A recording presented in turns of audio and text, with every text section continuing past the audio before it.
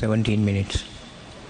கௌரவ பிரதி சபாநாயகர் அவர்களே, இலங்கையினுடைய 10வது பாராளுமன்றத்தின் முதலாவது கூட்டத்தொடரிலே என்னுடைய உரையை ஆற்ற கிடைத்த சந்தர்ப்பத்துக்கு முதலில் நன்றிகள். மிக முக்கியமாக இந்த பாராளுமன்றத்துக்கு தெரிவாகி வந்திருக்கின்ற புதிய பாராளுமன்ற உறுப்பினர்கள், பழைய பாராளுமன்ற உறுப்பினர்கள், சபாநாயகர் உட்பட்ட அனைத்து பிரதி சபாநாயகர் உட்பட எல்லோருக்கும் என்னுடைய வாழ்த்துக்களை தெரிவித்துக் கொள்கின்றேன். மிக முக்கியமாக 2002ஆம் உலகப் போர் நடைபெற்ற காலத்திலே மிகப்பெரிய யுத்தம் ஒன்று முடிவடையும் தருவாயில் முற்றுமுழுதாக தோற்கடிக்கப்பட்டு சரணடையும் நிலையில் இருந்த போதிலும் அணுகுண்டு வீச்சுக்கு உட்படுத்தப்பட்டு இருபெரும் நகரங்களையும் 2 லட்சம் மக்களையும் இழந்து இன்று வரை கதிர்வீச்சு தாக்கத்திலிருந்து முழுமையாக விடுபடாத போதிலும் மீண்டும் ஒரு பொருளாதார வல்லரசாக எழுச்சி பெற்று நிற்கும் ஜப்பானிய தேசத்தின் அன்பளிப்பான இக்கட்டிட தொகுதியில் நின்று எதிர்காலம் பற்றிய உயர்வான நம்பிக்கையுடன் என்னுடைய இந்த 10வது பாராளுமன்றத்திற்கான முதலாவது உரையை நான் ஆற்றுகின்றேன். மிக நீண்ட இடைவெளிகளுக்கு பிற்பாடு, குறிப்பாக கடந்த 55 வருடங்கள் ஜேவிபி ஜனதா விமுக்தி பெரமுன இன்று என்பிபியாக மாற்றம் பெற்றிருந்தாலும் உங்களுடைய அந்த அரசியல் வரலாறு 71ஆம் ஆண்டிலிருந்து பிற்பாடு 89ஆம் ஆண்டிலும் ஏற்பட்ட பல இராணுவ ரீதியான உங்களுடைய முயற்சிகள் தோற்கடிக்கப்பட்ட போதிலும் உறுதியான ஒரு மனநிலையோடும் மக்களிடம் நீங்கள் செய்த அரசியல் வேலை திட்டங்களின் ஊடாகவும் 55 வருடங்கள் கடந்து 71ஆம் ஆண்டிலிருந்து இன்று வரை 55 வருடங்கள் கடந்து நீங்கள் மீண்டும் இலங்கையினுடைய ஆட்சியை முற்றுமுழுதாக ஜனநாயக முறைப்படி பெரும்பான்மையோடு கைப்பற்றியிருக்கிறீர்கள் என்பது ஒரு வரலாற்றில் ஒரு அடையாளமாக இருக்கின்றது. அதுபோலதான் நாங்களும் ஒரு ஆயுத விடுதலை போராட்டத்தினூடாக எங்களுடைய உரிமைகள் தொடர்பாக ஜனநாயக ரீதியான போராட்டங்கள் மழுங்கடிக்கப்பட்ட பொழுது, ஆயுத முனை கொண்டு மழுங்கடிக்கப்பட்ட பொழுது, ஆயுத முனை கொண்டு தடுக்கப்பட்ட பொழுது, ஆயுத முனை கொண்டு நாங்கள் வன்முறை ரீதியாக அடக்கப்பட்ட பொழுது எங்களுடைய இளைஞர்கள் துப்பாக்கிகளை தூக்க வேண்டிய நிர்பந்தத்துக்கு உள்ளாக்கப்பட்டார்கள். அவ்வாறு கடந்த 80 வருடங்களுக்கு மேலாக நாங்களும் ஒரு நீண்ட போராட்ட வரலாற்றை கொண்ட ஒரு இனம். எங்களுக்கான உரிமைகள் இன்றும் பெறப்படாத நிலையில் நாங்களும் உங்களைப் போல ஒரு வரலாற்றை கொண்டவர்களாக இந்த தேசத்தில் இருக்கின்றோம். ஜனாதிபதியினுடைய கடந்த 21ஆம் தேதி அவர் ஆற்றிய சிம்மாசன உரை இதே உயர்ந்த சபையிலே பல்வேறுபட்ட விடயங்களை நாடு சம்பந்தப்படுத்தி சொல்லியிருந்தாலும் 80 வருடங்களாக இந்த மண்ணிலே பிரயோடி போயிருக்கின்ற இனப்பிரச்சனை தொடர்பில் அவர் ஒரு வார்த்தை கூட பேசாமல் விட்டது ஒரு துர்லபம் என்பதை நான் இந்த இடத்திலே பதிவு செய்கிறேன். நான் நினைக்கிறேன் சம்பந்தன் ஐயா 20 ஆண்டுகள் 2004ஆம் ஆண்டிலிருந்து 2024ஆம் ஆண்டினுடைய நடுப்பகுதி வரையும் இந்த பாராளுமன்றத்தினுடைய குழு தலைவராக தன்னுடைய கடமையை ஆற்றியிருந்தார். அவருடைய சுயினம் காரணமாக அவருடைய மரணத்துக்கு பிற்பாடு இப்பொழுது 10வது பாராளுமன்றத்தினுடைய குழு தலைவராக நான் அந்த பொறுப்பை எடுத்திருக்கிறேன். இந்த வருடம் 2024ஆம் ஆண்டு ஜனவரி 21ஆம் தேதி மக்களால் தெரிவு செய்யப்பட்ட ஒரு கட்சி தலைவராகவும் பாராளுமன்ற குழு தலைவராகவும் எங்களுடைய இந்த நாட்டினுடைய ஜனாதிபதி ஆற்றிய உரையினுடைய சாராம்சத்திலே தமிழ் மக்களுக்கான ஒரு தீர்வு முயற்சி என்பது மிக முக்கியமான விடயம் என்பது பேசப்படாமல் போனது அல்லது அது சொல்லப்படாமல் போனது என்பது ஒரு துர்லபமான விடயமாக அல்லது துரதிர்ஷ்டவசமான விடயமாக நாங்கள் இந்த இடத்திலே பார்க்கிறோம். இந்த நாட்டிலே இவ்வளவு காலமும் நடந்த கடன் சுமைக்கான காரணம் என்ன? ஏன் இவ்வளவு கடன் சுமை வந்தது? இந்த நாடு ஏன் இவ்வளவு தூரம் பின்னோக்கி போனது?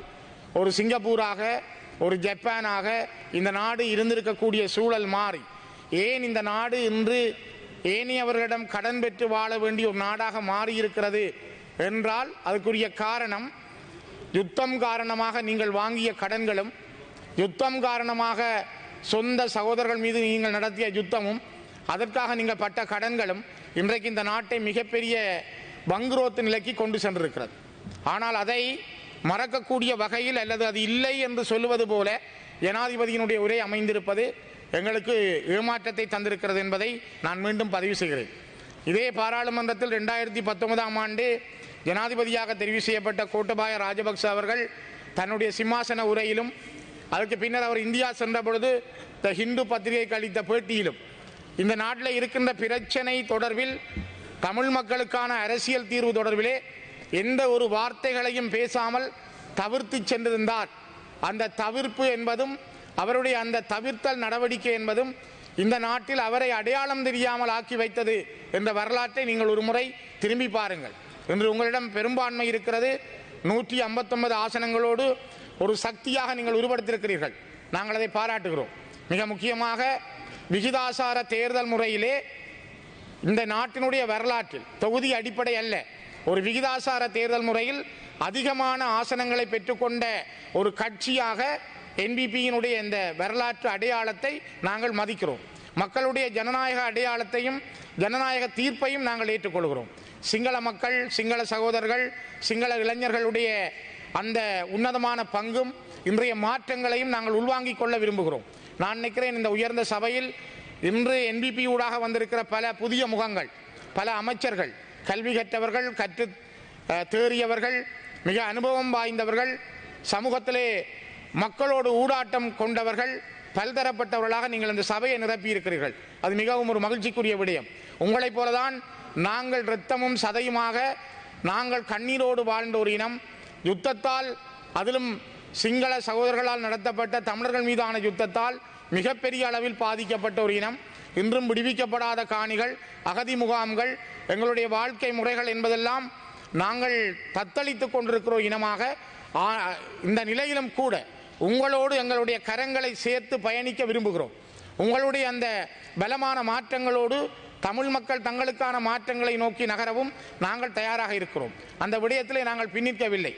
ஆகவே நாங்கள் எதற்கும் எதிராளிகள் அல்ல. நாங்கள் பல காலங்களிலே பல பேச்சுக்களை நடத்தி இருக்கிறோம், பலவிதமான உன்னதமான முயற்சிகளை மேற்கொண்டிருக்கிறோம். குறிப்பாக இலங்கையினுடைய வரலாற்றிலே கௌரவ பிரதி சபாநாயகர் அவர்களே, பண்டா செல்வா ஒப்பந்தம் என்பது வரலாற்றில் முக்கியத்துவம் வாய்ந்தது. பண்டார் நாயக்கா முதல் இந்த நாட்டிலே ஒரு சமஷ்டி அரசியல் தீர்வு பற்றிய விடயத்தை இந்த நாட்டிலே முதல் சொன்ன ஒரு சிங்கள பொதுமகன். அவரோடு தந்தை செல்வா, தமிழர்களுடைய அரசியல் தந்தை செல்வநாயகம் அவர்கள் ஒரு ஒப்பந்தம் செய்திருந்தார். அந்த ஒப்பந்தம் கிழிக்கப்பட்டது. அவருக்கு பிற்பாடு டட்லியும் செல்வாவும் ஒப்பந்தம் செய்தார்கள். அப்போ அந்த ஒப்பந்தமும் கிடப்பிலே போடப்பட்டது. அதே போல சந்திரிகாவோடு 1989 கடைசி பிரேமதாசாவோடு விடுதலை புலிகள் பேச்சுவார்த்தைகளை ஆரம்பித்திருந்தார்கள். பேச்சுவார்த்தைகள் குழப்பியடிக்கப்பட்டது. அதே போல சந்திரிகாவோடு 94ஆம் ஆண்டிலே விடுதலை புலிகள் பேச்சுவார்த்தைகளை நடத்தியிருந்தார்கள். அவை வெற்றி பெறவில்லை. பின்னர் 2001ஆம் ஆண்டில் ரணில் பிரபா ஒப்பந்தம் இந்த நாட்டிலே முக்கியத்துவம் பெற்றிருந்தது. ஒஸ்லோவில், ஜப்பானில், பல இடங்களிலே விடுதலை புலிகளுக்கும் அரசாங்கத்துக்கும் இடையிலே பேச்சுவார்த்தைகள் நடைபெற்றது. ஜெனிவாவிலே, தாய்வானிலே, இவ்வாறான பல இடங்களில் பேசியும் இந்த நாட்டினுடைய பிரச்சனைக்கான தீர்வுகள் எட்டப்படவில்லை. ஏமாற்றம்தான் மிஞ்சி இருந்தது. இலங்கை இந்திய ஒப்பந்தம் இந்த வரலாற்றில் முக்கியத்துவம் வாய்ந்தது. 1987ஆம் ஆண்டு இலங்கையிலே கொண்டு வரப்பட்ட இலங்கை இந்திய ஒப்பந்தம் என்பது அரசியல் பிரச்சனையை தீர்ப்பதற்காக, இங்கே இருக்கின்ற தமிழ் மக்களுடைய அரசியல் ரீதியான பிரச்சனைக்கு தீர்வு காண்பதற்காக கொண்டு வரப்பட்ட விடயமும் இன்று வரை சரியான முறையில் நடைமுறைப்படுத்தப்படாமல் கேள்விக்குட்படுத்தப்பட்ட வகையிலேயே காணப்படுகின்றது. ஆகவே இங்கே எழுதப்பட்ட ஒப்பந்தங்கள் எல்லாம் ஒன்றில் கிழித்தறியப்பட்டிருக்கிறது, அல்லது அவை நடைமுறைப்படுத்தப்படாமல் கிடப்பிலே போடப்பட்டிருக்கிறது. இன்று மாற்றம் வந்திருக்கிறது. எதையும் நீங்கள் செய்யக்கூடிய வல்லமையோடு வந்திருக்கிறீர்கள்.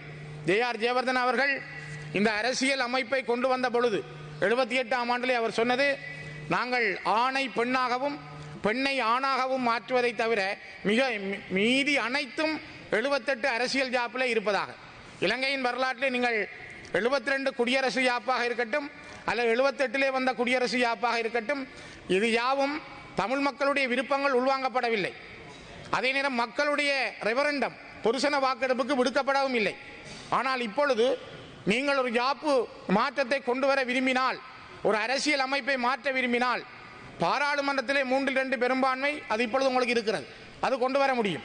ஆனால் அதை ரெஃபரண்டமாக பொதுசன வாக்கெடுப்புக்கு விட வேண்டும் என்பது ஒரு நியதியாக இருக்கிறது. அதை மாற்ற முடியாது.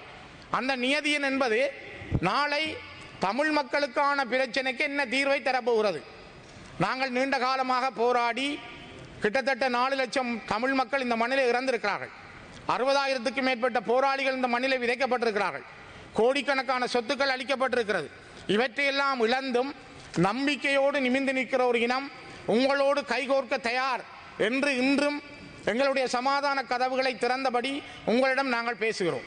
காரணம், இந்த நாட்டிலே நீங்கள் நீங்களாகவும் நாங்கள் நாங்களாகவும் எங்களுடைய உரித்துக்களோடு வாழ வேண்டும் என்ற அந்த உன்னதமான எண்ணங்களோடும் உயர்ந்த குணங்களோடும் உங்களுடைய கரங்களோடு சேர்ந்து செல்ல, உங்களோடு சேர்ந்து செல்ல நாங்கள் தயாராக இருக்கிறோம். ஆனால் தயார் நிலை என்பது நாங்கள் எவ்வாறு சிங்கள மக்களுடைய தேசிய அடையாளங்களை, உங்களுடைய இன மத கலாச்சார அடையாளங்களை, உங்களுடைய நில அடையாளத்தை, உங்களுடைய மொழி அடையாளத்தை, உங்களுடைய கலாச்சார அடையாளத்தை மதிக்கிறோம்.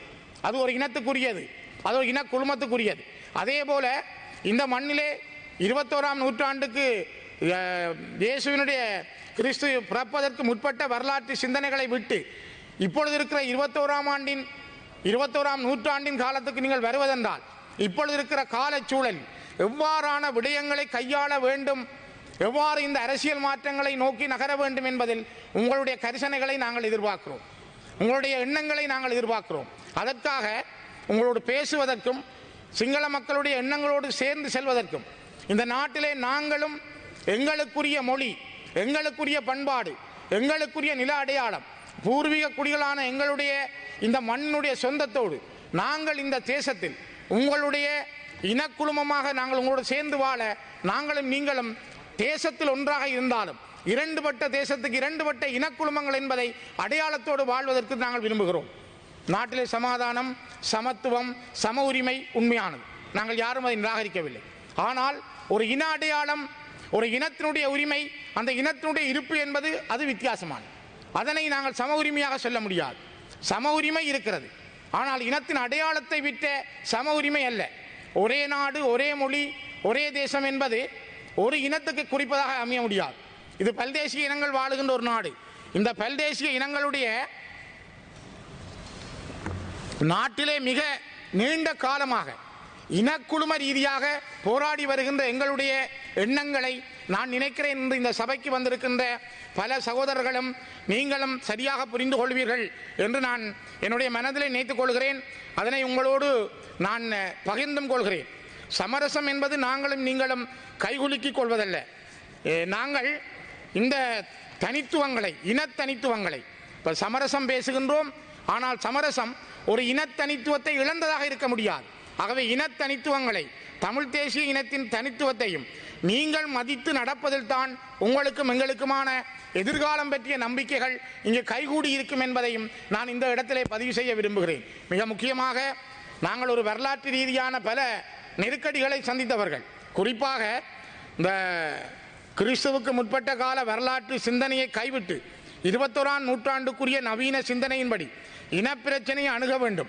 சிங்கள மக்களும் தமிழ் பேசும் மக்களும் இலங்கை தீவின் இணை உரிமையாளர்களும் இணை பங்காளர்களும் என்ற மனப்பாங்குடன் ஒரு புதிய அரசியலை அணுக அரசாங்கம் தயாராக வேண்டும் என்பதை நான் இந்த இடத்தில் மீண்டும் பதிவு செய்ய விரும்புகிறேன். உங்களுடைய சிந்தனை என்பதும் உங்களுடைய எண்ணங்கள் என்பதும் நாங்களும் நீங்களும் இந்த தேசத்தின் இணை பங்காளர்களாக, பிரிக்கப்படாத பங்காளர்களாக இருக்க வேண்டும் என்றால் எங்களுடைய உரிமைகள் மதிக்கப்பட வேண்டும்.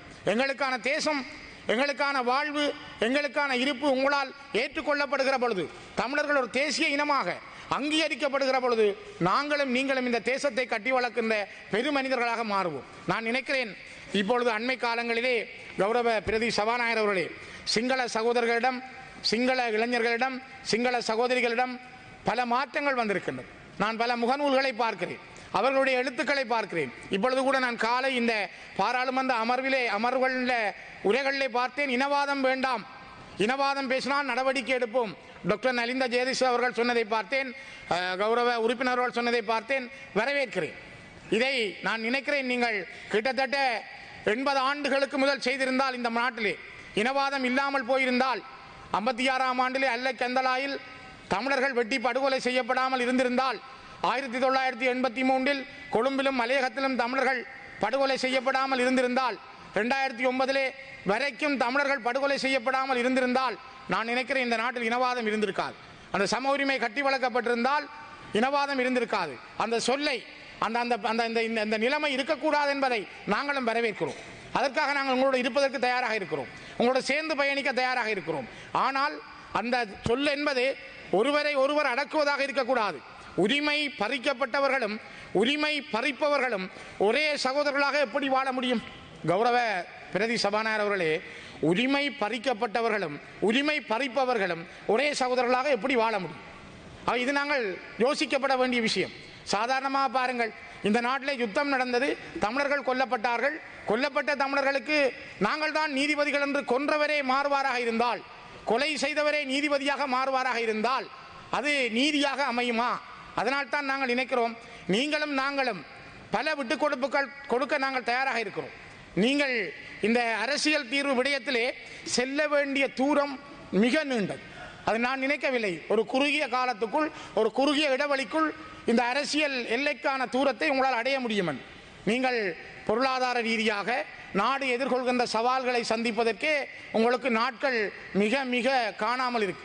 ஆனால் இந்த விடயங்களுக்கு நீங்கள் தீர்வு காண வேண்டும் என்றால் மிக முக்கியமாக தமிழ் மக்களுடைய பிரச்சனைக்கு நீங்கள் அடைய முனைகிற பொழுதுதான், அதுக்கு ஒரு சரியான தீர்வை எட்ட முனைகிற பொழுதுதான் உங்களால் அதற்கான எண்ணங்களை சரியான முறையில் பிரதிபலிக்க முடியும். மிக முக்கியமாக இங்கு அடக்குபவர்களோ அடக்கப்படுபவர்களோ இல்லை என்கிற ஒரு செய்தி வரப்பட வேண்டும். மிக முக்கியமாக பிரதி சபாநாயகர் அவர்களே, இந்த நாட்டிலே ஆபிரகாம் லிங்கன் ஒரு காலத்தில் சொன்னது போல, நான் அடிமையாக இருக்கவும் மாட்டேன், அதே போல அடக்குபவனாக இருக்கவும் மாட்டேன் என்று. அதே போல இந்த நாட்டிலே அடக்குபவர்களும் இருக்கக்கூடாது, அடிமைப்படுத்தப்படுகின்றவர்களும் இருக்கப்படக்கூடாது. நான் நினைக்கிறேன், நீங்கள் ஒரு இடதுசாரி சிந்தனைகளுக்கூடாக வந்த பல கௌரவ உறுப்பினர்களை நான் பார்க்கிறேன். உங்களிடம் அது இருக்கும் என்று நான் நினைக்கிறேன். அந்த இடதுசாரி சிந்தனையில் இருக்கின்ற உங்களுடைய ஒடுக்கல்களுக்கு எதிரான கொள்கை, உங்களுடைய இடதுசாரி சிந்தனைகள், நீங்கள் சுரண்டலுக்கு எதிரான கொள்கைகள், உங்களிடம் இருக்கிற லெனினிசம், மார்க்சிசம் அல்லது உங்களிடம் இருக்கிற மாவோ சேதுங்களுடைய கொள்கைகள் என்பது ஒரு சுயநிர்ணய உரிமை உள்ள இனத்தினுடைய ஒடுக்குமுறைக்கு எதிராக, அந்த இனத்தினுடைய பாதிப்புக்கு எதிராக கிளர்ந்தெழுகின்ற சேகுவேராக அல்லது அந்த அந்த அந்த சேகுவேராக எப்படி ஒரு உரிமை குரலை உலகத்திலே ஒடுக்கப்பட்ட மக்களுக்கு பேசினாரோ அந்த சேகுவேராவாக நீங்கள் இருப்பீர்கள் என்று நான் நினைக்கிறேன். அந்த லெனினாக நீங்கள் இருப்பீர்கள் என்று நான் கருதுகிறேன். அந்த ஏங்கல்ஸாக இருப்பீர்கள் என்று நான் கருதுகிறேன். அந்த மாவோ சேதுங்காக நீங்கள் இருக்க வேண்டும் என்று நான் எண்ணுகிறேன். ஆகவே இது எங்களுடைய நாட்டினுடைய அடிப்படையிலே பாதிக்கப்பட்ட ஒரு இனமாக, தொடர்ந்தும் நெருக்கடிக்குள் வாழுகின்ற ஒரு இனமாக, எங்களுடைய பிரச்சனையை தீர்ப்பதற்கு ஜனாதிபதி தன்னுடைய உரையிலே பேசாமல் விட்டது கவலை அளிக்கிறது. நான் மீண்டும் சொல்கிறேன், மஹிந்த ராஜபக்ச அவர்கள் ஜனாதிபதியாக இருந்த பொழுது, ஒரு நிமிஷம், மஹிந்த ராஜபக்ச அவர்கள் இலங்கையின் ஜனாதிபதியாக இருந்த பொழுது அவரோடு 19 தடவைகள் சம்பந்தனியா தலைமையிலே எங்களுடைய கட்சி பேசியிருந்தது. எதுவுமே நடக்கவில்லை கௌரவ பிரதி சபாநாயகர் அவர்களே. அதே போல 2015 19 வரை நாங்கள் மைத்திரிபால ரணில் அரசாங்க காலத்திலே ஒரு இடைக்கால வரைவு தயாரிக்கப்பட்டது. பேச்சுவார்த்தைகள் 72 தடவை பாராளுமன்றம் அரசியல் நிர்ணய சபையாக மாறியது. ஆனால் எதுவும் நடக்கவில்லை. ஆகவே நாங்கள் ஏமாற்றப்பட்டிருக்கிறோம். தயவு செய்து சிந்தியுங்கள். தொடர்ந்தும் ஏமாற்றங்களோடு இனம் இருக்காது. நீங்கள் 55 வருடங்கள் கடந்து இலங்கையினுடைய ஆட்சியை பிடித்திருக்கிறீர்கள் என்றால் உங்களுடைய தியாகம், கிட்டத்தட்ட 60,000 80,000 வரையான சிங்கள இளைஞருடைய தியாகம், கதிராமத்து அழகி, மனம்பேரி உட்பட பல பேருடைய அந்த தியாகத்தை நான் இந்த இடத்திலே பதிவு செய்கிறேன். அதே போல தமிழ் மக்களுடைய 60,000க்கும் மேற்பட்ட மாவீரருடைய தியாகம், 4 லட்சம் மக்களுடைய தியாகம், எங்களுடைய இழப்பு என்பது இன்றைக்கு உங்களை எவ்வளவு சிறப்பாக சிம்மாசனத்தில் ஏற்றி இருக்கிறதோ அதே போல அந்த தியாகமும் அந்த அர்ப்பணிப்பும் எங்களுக்கான வரலாற்றை திறக்கும். இயற்கை அந்த இடைவெளியை விடாது என்ற நம்பிக்கையோடு உங்களோடு சேர்ந்து இந்த நாட்டிலே எங்களுக்கான சமஷ்டி அடிப்படையிலான தமிழ் மக்கள் தங்களை தாங்களே ஆளுகின்ற சுயாட்சிக்கான அரசியல் முறை பற்றி பேசுவதற்கு நாங்கள் எப்பொழுதும் எங்களுடைய சமாதான கதவுகளை திறந்து வைத்திருக்கிறோம். அது தொடர்பாக நாங்கள் பேசுவதற்கு தயாராக இருக்கிறோம் என்பதை குறிப்பிட்டு நிறைவு செய்கிறேன். நன்றிகள்.